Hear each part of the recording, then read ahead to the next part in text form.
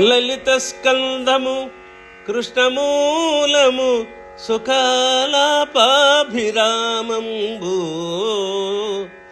మంజులతా శోభితమును సువర్ణ సుమన సుజ్ఞేయము సుందరోజ్వల వృత్తంబు మహాఫలంబు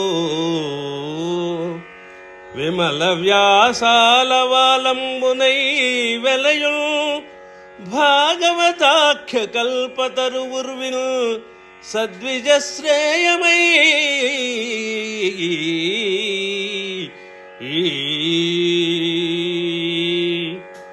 ఈ భాగవతం సాక్షాత్తు కల్పవృక్షమే, సందేహం లేదు. ఏమంటే లలితములైన స్కందములు కలది భాగవతం, సుందరమైన బోధె కలది కల్పవృక్షం, కృష్ణుడే మూలాధారంగా కలది భాగవతం, నల్లని వేళ్లు కలది కల్పవృక్షం, సుఖ మహర్షి ఆలాపాలతో మనోహరమైనది భాగవతం, చిలుక పలుకలతో రమణీయమైనది కల్పవృక్షం, సౌందర్యముతో సంశోభితమైనది భాగవతం, సుందరమైన లతలతో శోభిల్లేది కల్పవృక్షం.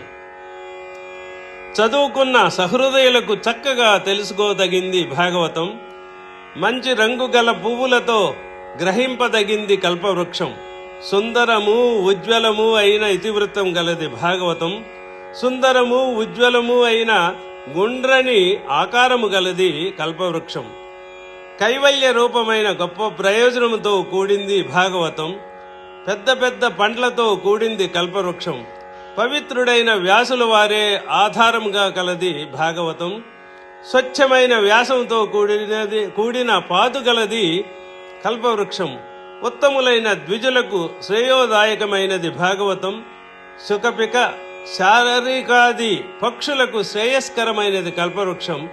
అయితే ఆ కల్పవృక్షం స్వర్గలోకంలో ఉంటుంది.